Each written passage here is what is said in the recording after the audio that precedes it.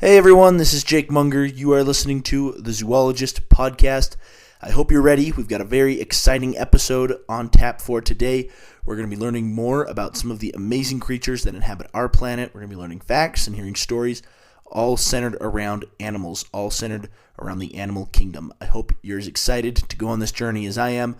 Now let's get ready to get wild.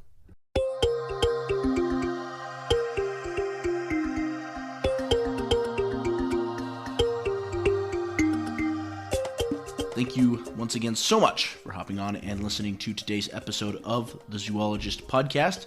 Right now you are listening to a brand new series, a brand new special kind of episode that we're going to start doing called Animals in the News, where we learn about all things going on in the animal kingdom in current events. Thank you once again so much for hopping on. Hope you're having a wonderful week, and I hope you're having a great summer. If you are a first-time listener, first of all, welcome. Be sure to subscribe and follow.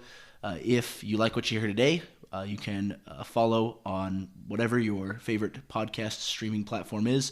While you're at it, please be sure also to leave a rating and a review. Let us know what you think of the show. Your ratings and reviews help me receive the feedback that I need to continue to make the show better. So please be sure to leave a rating and review. Let us know what you like, what you don't like, and what you think we can improve. Alrighty, and with that, let's dive in. We've got a very cool episode today. We're going to be talking about some of the news stories going on about animals over the past few weeks. And to mark this special episode, I have brought a special guest. He's a regular listener to the show and one of my good friends. I gave him a shout out a few weeks ago. His name is Wes. Wes, go ahead and introduce yourself. Say hi to the people. Hi. Wes, how do you feel being on the show? I feel pretty good. A long-time listener. It's been pretty fun. Long-time friend. Yes, longer time friend. Longer time friend. Well, I'm excited. We've got some cool stuff we're going to talk about today. Did you read the articles that I sent you? You read one of them. I know you read one of them. I did research on the main topic, but I've barely glanced over some of the other articles. But we'll wing it, right? That's fair. That's fair. You know what? It's okay. I can fill you in. I feel like I like being the one to clue you in, because then it's more organic. You know what I mean? Yeah, exactly. Yeah. Well, what if we save the main topic for last? We'll save that one for last, okay. And then we can go over the other two first, because those two are also really interesting. Putting me on the spot. I like it. Well, I want to start with the article that I sent you about the sea lions. So this is a really interesting kind of topic that's been going on. So I guess off the coast of Southern California, Southern California has been having a huge algae bloom, I guess. Okay, I was reading about that, and that's really interesting to me. Okay. Because you don't really see algae blooms. Correct me if I'm wrong, but you don't really see algae bloom in the ocean. Well, apparently this is become an annual thing. Really? Off the coast of California, yeah. Because I know in other more centralized lakes, like Clearwater lakes, you see algae bloom all the time. Take for example Utah Lake. It's true. It's true. You do see it a lot in lakes. From what I could tell from the research that I did, these algae blooms, they usually occur when you get a certain conditions happen. So when you get cold water or hot water, I don't know if it was cold water or hot water, but one of the two, they push up to the surface of the water and it push algae up to the surface of the water, and it creates these ideal conditions for algae to bloom.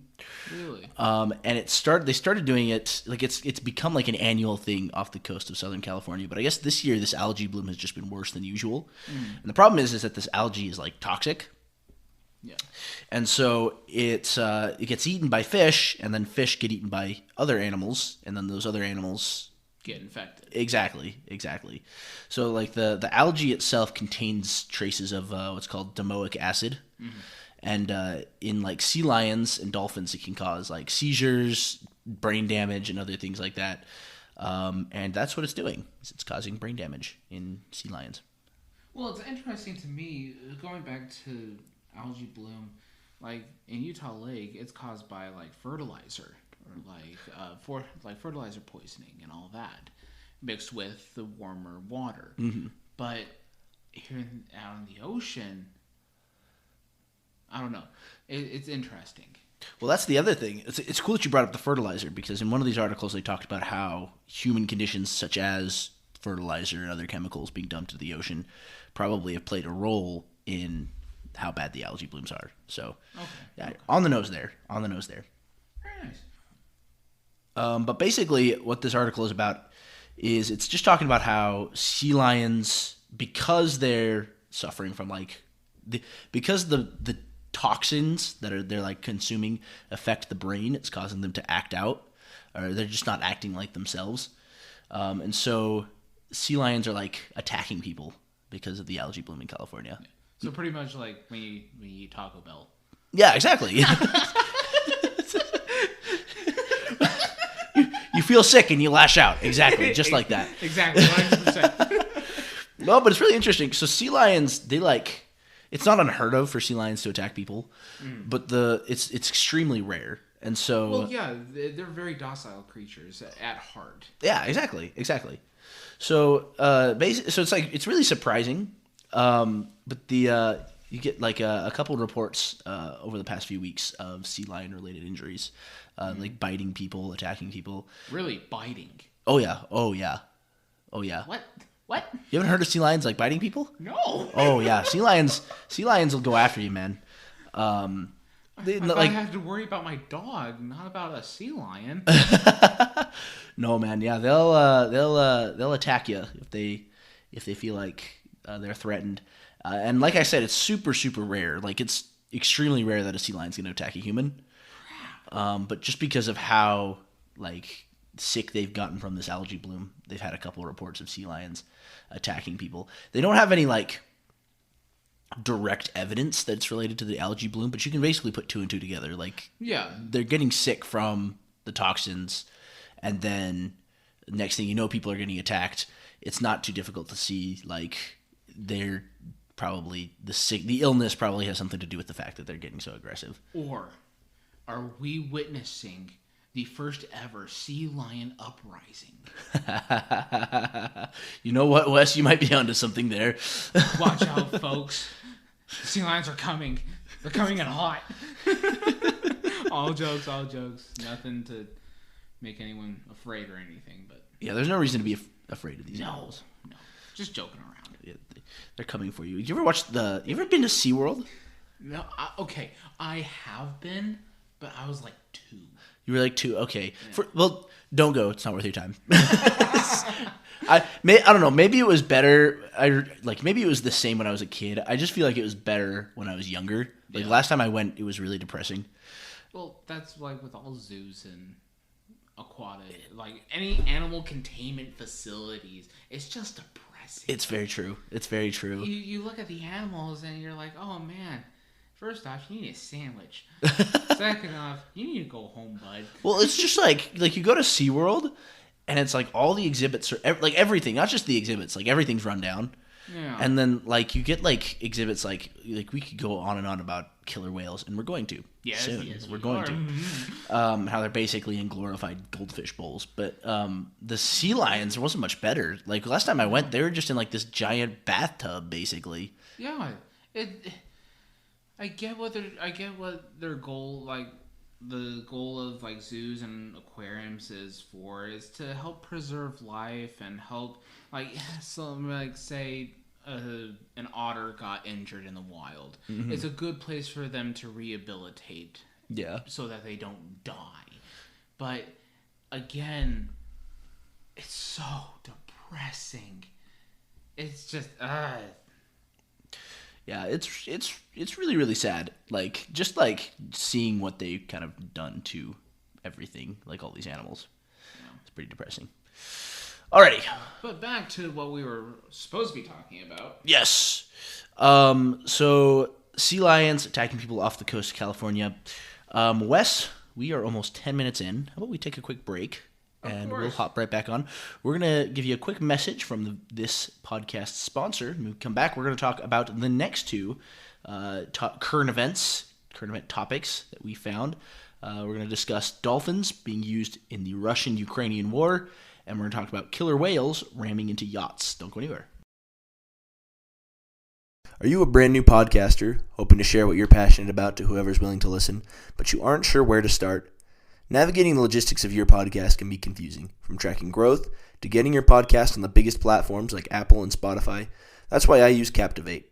Captivate is a podcast publishing site that's user-friendly and offers everything you need to fulfill your podcast's full potential. They'll help you publish your podcast to all of the most popular platforms, as well as help you track your growth through daily, weekly, 28, and 90-day download numbers, as well as the averages, so you can see where your podcast might be flourishing or floundering. What's more, they'll help you with promotion and advertising. They offer free courses on how to start and run the perfect podcast, and they even throw in a free website with your subscription, completely customizable to fit your podcast's personality. You can sign up now starting at $19 a month, and you'll even get a free 7-day trial so you can decide whether or not it's right for you. Sign up today at the.zoologist.net/captivate, and what's more, you'll be supporting my show. Captivate truly is a podcaster's best friend. Alrighty, welcome back as we continue our discussion about animals in the news. We've talked a little bit about sea lions attacking people off the coast of California, and now we're going to get into the next news topic. This one was the most interesting to me, Wes. What? Weaponizing nature? Well, it's just crazy because, so I did an episode, if you listen to my first ever episode, I talked about how smart dolphins are. That's true, that's right. That's right. I talked about how dolphins have been used by different militaries as like weapons of war. And even as I was reading it on the U.S. military's website, and I still didn't believe it. You know what I mean? Like, I was like, this is not real. This cannot be real. But after, Russia is literally the headline. I'm looking at it right now. It's Russia doubles down on dolphin defenses to guard against Ukrainian attacks. And I'm like, well, I guess it's real. It's like, are there any bodies of water between Russia and Ukraine? It's interesting you say that, because these dolphins, so the base that's being defended by these dolphins is a Crimean port in the Black Sea. Okay. So they've just noticed there's a more dolphin pens out in the bay or whatever it is, out in the harbor. What are they gonna do when Ukraine comes? Are they just gonna be like, release the dolphins? And then these gays just shoot up, and then all of a sudden you see the water just moving around. It's like, what? Well, it's interesting. So these dolphins, I had no idea. So on the official website for, I couldn't find the page. I think they might have taken it down. But what it said when I was doing my research a few months ago was the U.S. military at least uses the dolphins to search for mines and other underwater objects. Well, then that makes sense. Well, yeah, because they have really good sonar systems. Echolocation is a cheat code of nature. It works so well. And they say on the website, they're like, there may be a time when underwater drones can replicate it, but for now, technology is no match for nature. Well, it's because nature's had centuries, millennia to perfect sonar. Mm-hmm. Exactly. And we've only had since late 1800s, if that. Probably about a century at most. Yeah, I'm probably horrifically wrong. Correct me in the comments, please. But seriously, this is nuts. It's pretty crazy. But what's really interesting is that what they think the Russians are also using them for is defending against the divers. So when Ukraine sends divers into sabotage ships and stuff, they can use dolphins. They can release dolphins into the harbor to attack them. That I can see. That actually does sound a little practical. So what's interesting is that these dolphins actually were originally Ukrainian. Double agents. Exactly. How dare they? Well, here's what's happening. So when the Soviet Union originally started this program, right? So the Soviets were training dolphins in the Black Sea, and then when the Soviet Union split up in the 90s, Ukraine was given the peninsula of Crimea in the Black Sea. Really? And they took over this dolphin training program. And it had basically gone down to almost nothing by 2014. And then 2014, if you remember, Russia seized the Crimean Peninsula. And so they took over the dolphin training program again, and they've just been building it back up in that area. So they've been planning this for quite some time. It would appear that way, yes. Interesting. Oh, okay. Sorry, I'm just pulling up a map right now because my geography is a little rusty. It's honestly, I had no idea where Crimea was until like. Sounds like crimey. The only reason I had any idea where Crimea was because I knew Russia took it away from Ukraine like 8 years ago. Yeah, dude, that is so weird. I need to look at maps more.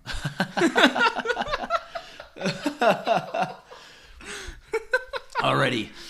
But yeah, it's really interesting to like read about it and like learn more about it because you really like it's just cool to see like the creative ways that these animals are being used in war, if that makes sense. Like it's not the animals that you would exactly expect. And yeah.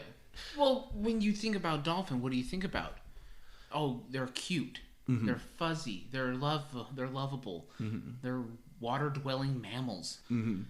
But when you think about it, they're kind of like dogs. Where, like, you can easily train them. You can easily what am I trying to say?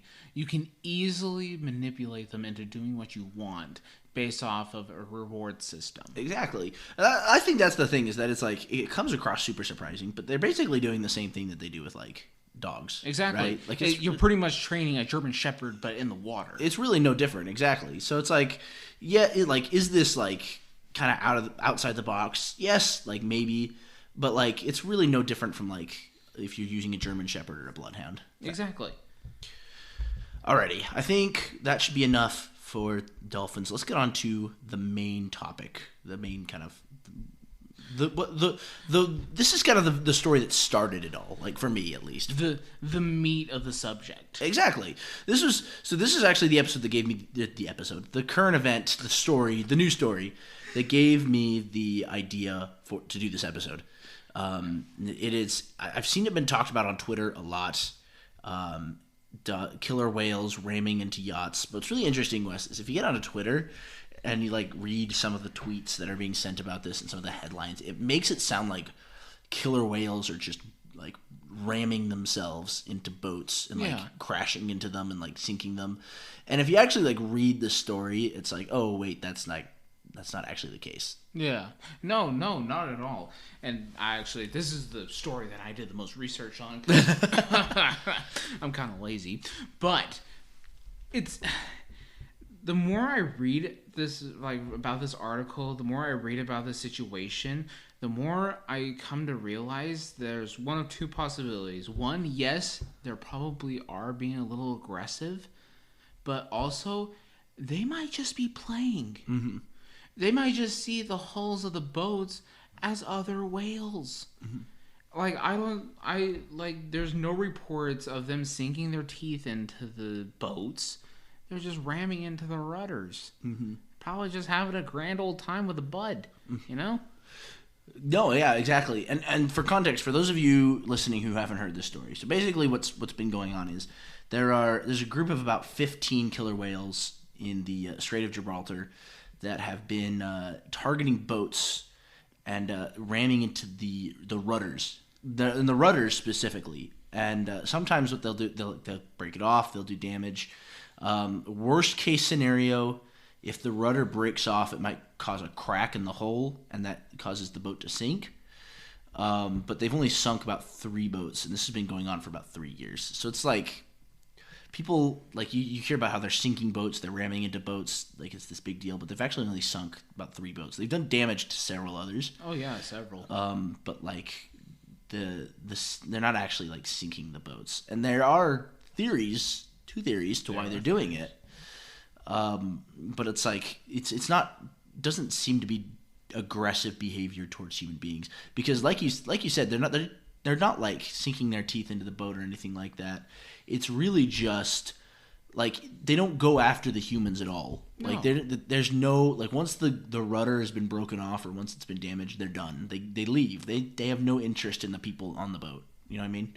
Well, and that also, I remember reading in the article, it it was talking about how like maybe one of the orcas got injured by one of these boats, and maybe it's that squad or that group ganging up on boats and taking those boats out. I don't know, kind of like the what is it? It's like, oh frick, what is it called? I forget, but it's like there's like selecting certain boats. It's like a defense. Because that's one of the theories, is that it's like a defense response. You know what I mean? Like they're like, so they think, so some of these fishing boats, what they do is they trail like nets and off the back of their boats to catch tuna and other fish. And killer whales have learned to trail these boats and catch tuna. And there's precedent that killer whales have been injured like this way by boats. And so the thought is, one of the theories is that these whales, one of these whales, White Gladys, is like the ringleader. That's the name they've given to the kind of the one who kickstarted this all. There's a theory that she got injured by one of these boats, and now like attacking the rudders is like a response to make sure that like it doesn't happen again. Kind of like a fight or flight. Exactly. Yeah. Exactly. Yeah. But then there's another theory, and you touched it. You already hit upon it, Wes. Is that it's just play? Like they're just having fun with it. They're just having fun. Yeah. Like, yeah, it causes thousands of dollars, maybe even millions of dollars of damage. But what's a good time? Am I right? It's funny. I was thinking about it, and I kind of like thought of it as like when a little kid is playing with like a cat. Yeah. Like, to the kid, like it's just play. Like they don't see it as threatening in any way. But the cat it's terrifying, and it has the potential.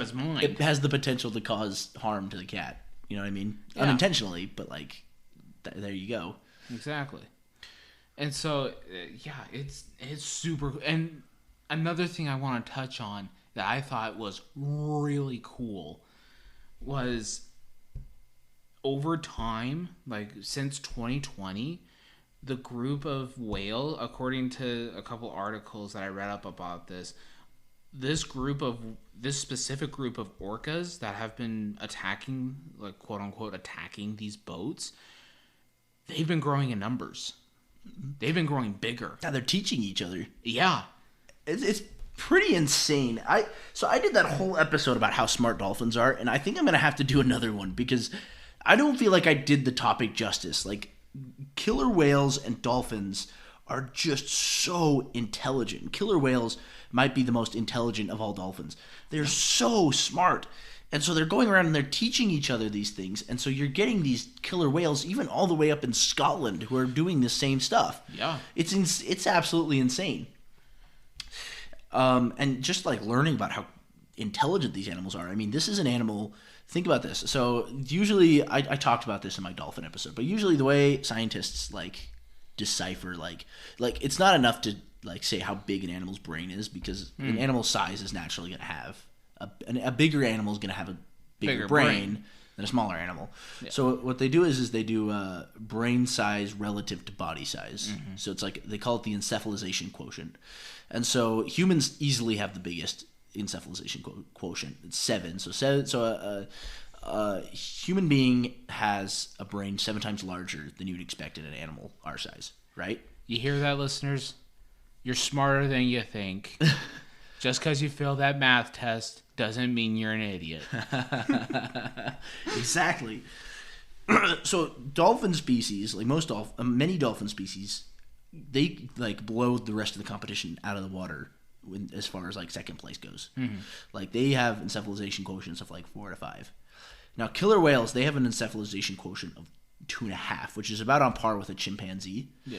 But it's just like these animals have parts of their brains that are even better, potentially even better developed than like human beings. Well, yeah. And it's just like you see it in the way that they behave. You see it in the way that they can teach each other. I mean, killer whales have all these like different killer whales in different parts of the world have different dialects. Like they used to speak to one another. They can teach each other how to communicate. They can teach themselves how to communicate with other dolphin species. Like it's just the intelligence of these animals is unmatched, and it's a lot of that goes back to how social they are, and so that's why it's not surprising that they can teach each other these things and that it can spread. It becomes like a cultural thing, a fad. Yeah. Well, and even think about it. If we were able to teach gorillas and chimpanzees how to speak in sign language, Yeah, which we can, I believe. Why can't we just teach dolphins and orcas how to speak in like Morse code? Oh, that's a good point. I didn't think about that. Yeah. That's interesting. Like, that would be so cool. That's interesting. I didn't even think about that. Can you imagine if we just taught dolphins and killer whales to like speak in Morse code? We could communicate with them. That would be so cool. That would be epic. That would be absolutely insane. You think the Russians know what they're doing? No. Because here in America, we know what's up. Well, it's fascinating because like going back to the concept of cultural fads among killer whales, like it's not unprecedented. Like there's precedent for this. Like there was a group of killer whales. A killer whale started putting dead salmon on her head, and other killer whales like started doing it too. And it was just like a cultural thing. It was like there's no like reason why they're doing it. It's just like a fad. It's like a fashionable thing to do, I guess. And there's like other precedent for that as well. And so when you look at something like this, where killer whales are going around like attacking boats, it could just be the same thing. Like it's a cultural fad. Yeah. And it's likely not to go away anytime soon, is what they're saying. Kind of like our fad with cancel culture. Exactly. But it's not likely to go away anytime soon. But like, there's a chance that it's just like a play thing that's turned into like a cultural norm. Exactly. Yeah. Alrighty. Well, Wes, I think we've talked a good 26 minutes now. You got anything else? Anything you want to add? Not really. No. Oh, other than a lot of animals can be weaponized. Goodness. I mean, think about it. Russia's weaponizing dolphins. Why aren't we weaponizing walruses or sea lions? We are weaponizing sea lions, actually. The U.S. military uses sea lions and dolphins. Wait. In their so program. Conspiracy theory warning. Is the stuff that's happening in San Diego natural, or is it government? Oh, Wes. That is a question for another podcast. You've hit upon something there. If you get a knock on your door, Wes, if I never see you again, if you never see me again, just know I went out in a glory of a blaze of glory. A blaze of glory. Alrighty, well, I think that's just gonna do it for today. Thank you once again so much for hopping on and listening to today's episode. If you liked what you heard, once again, want to invite you to follow and subscribe on your favorite streaming platform. I post new episodes every week, and we're probably gonna do something like this again. So keep your eye out for animals in the news. If you have a topic that you would like us to cover, go ahead and reach out to us. You can reach out to us on Twitter at the.zoologist.net/Twitter. You can also email us at the.zoologist.podcast@gmail.com. If you would like to learn more about these news stories, I'll be posting links to articles in the description. You can go ahead and read up on those and learn all about some of the incredible marine life that we have talked about today, and the incredible current events that we have discussed. Hope you all have a great rest of your week, and as always, have a